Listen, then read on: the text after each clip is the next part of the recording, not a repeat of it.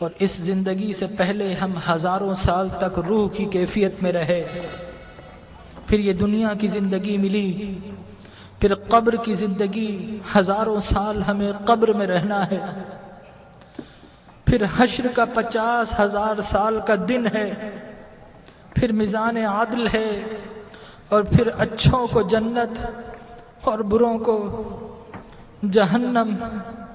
یہ انسانی زندگی کے مراحل ہیں، لیکن انسان کا المیہ یہ ہے کہ انسانی زندگی کا وہ گھر جو سب سے مختصر گھر ہے، انسان نے اسی زندگی کو اپنا سب کچھ سمجھ لیا ہے۔ ہم اس زندگی کے لیے گھر چھوڑنا پڑے تو گھر چھوڑتے ہیں، شہر چھوڑنا پڑے تو شہر چھوڑ دیتے ہیں، وطن چھوڑنا پڑے تو وطن چھوڑ دیتے ہیں، والدین کو چھوڑ دیتے ہیں، اولاد کو چھوڑ دیتے ہیں کہ یہ زندگی اچھی ہو جائے۔ ڈاکٹر کہے کہ تمہارا جسم بیمار ہے، فلاں چیز چھوڑ دو، تو ہم وہ چھوڑ دیتے ہیں، حتیٰ کہ کھانا اور پینا بھی چھوڑ دیتے ہیں۔ لیکن میرے بھائیوں، اپنے دل پر ہاتھ رکھ کر بتاؤ کہ کبھی اللہ اور اس کے رسول کے لیے کچھ چھوڑا ہے؟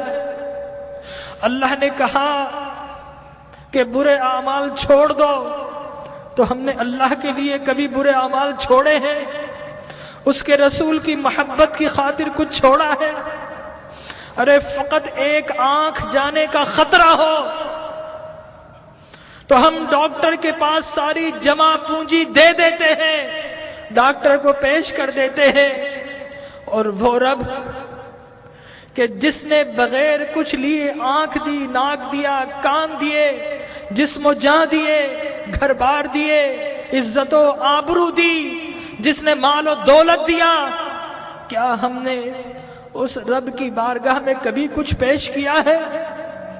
اپنے دل پر ہاتھ رکھ کر بتائیے، کبھی رات نیند کو قربان کر کے کبھی اس رب کی بارگاہ میں کچھ سجدے پیش کیے ہیں؟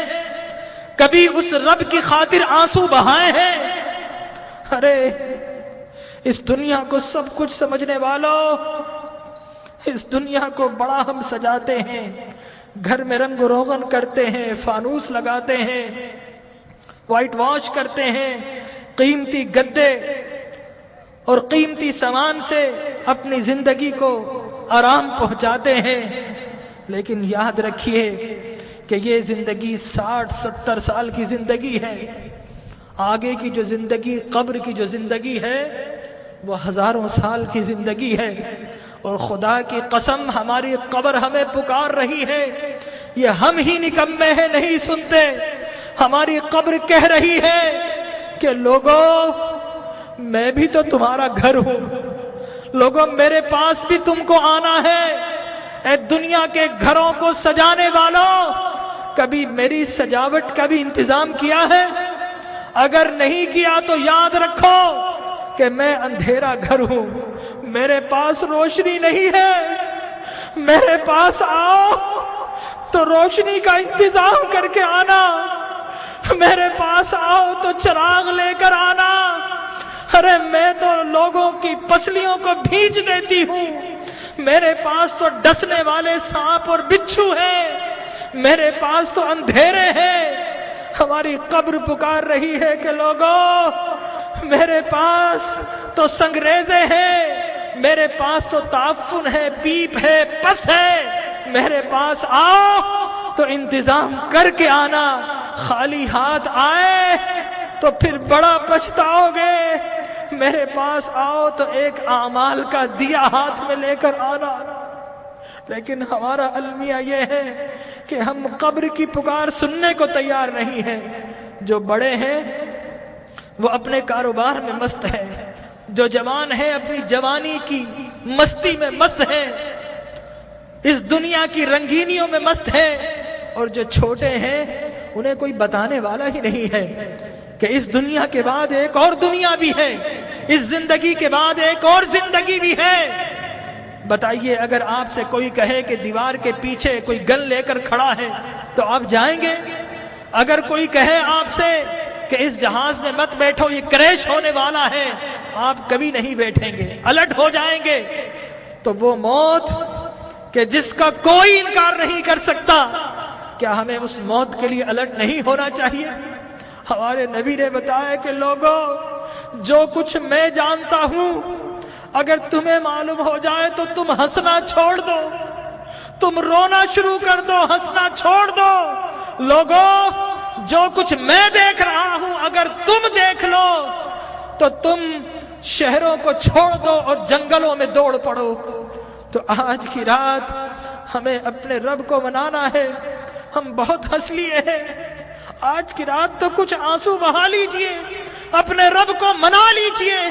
ارے اللہ کے انبیاء کو دیکھیے، یحییٰ علیہ السلام بچے ہیں، 6-7 سال کے ہیں، زارو قطار روتے تھے، بے ہوش ہو جایا کرتے تھے۔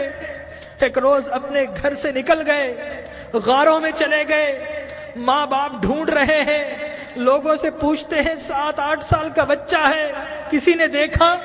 ایک چرواہا کہتا ہے کہ بچہ تو نہیں دیکھا، ہاں اس غار سے رونے کی آواز آ رہی ہے، 3 دن سے کوئی رو رہا ہے اور اس کے رونے سے ہماری بکریوں نے کھانا اور پینا چھوڑ دیا ہے۔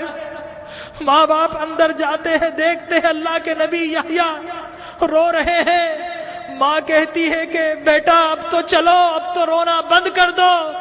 اللہ کے نبی یحییٰ فرماتے ہیں اماں، عذاب قبر سے بچنے کی ضمانت آپ دے دو اور رونا میں چھوڑ دیتا ہوں۔ اللہ اکبر۔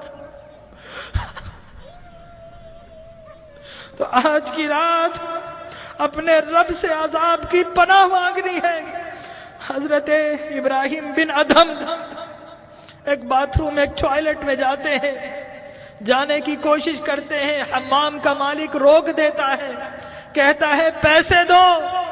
حضرت ابراہیم بن ادھم رونا شروع کر دیتے ہیں اور کہتے ہیں کہ یہ لیٹرین جو شیطان کی جگہ ہے، یہاں پر جب بغیر پیسے کے نہیں جا سکتا، ارے اللہ کی وہ جنت جو انبیاء اور اولیاء کے رہنے کی جگہ ہے، وہاں اعمال کے بغیر کیسے جاؤں گا؟ تو آج اعمال کا چراغ لے لیجئے۔ اللہ تبارک و تعالی ہماری حاضری کو قبول فرمائے۔ اپنی محرومیوں کو یاد کیجئے، اپنی بیماری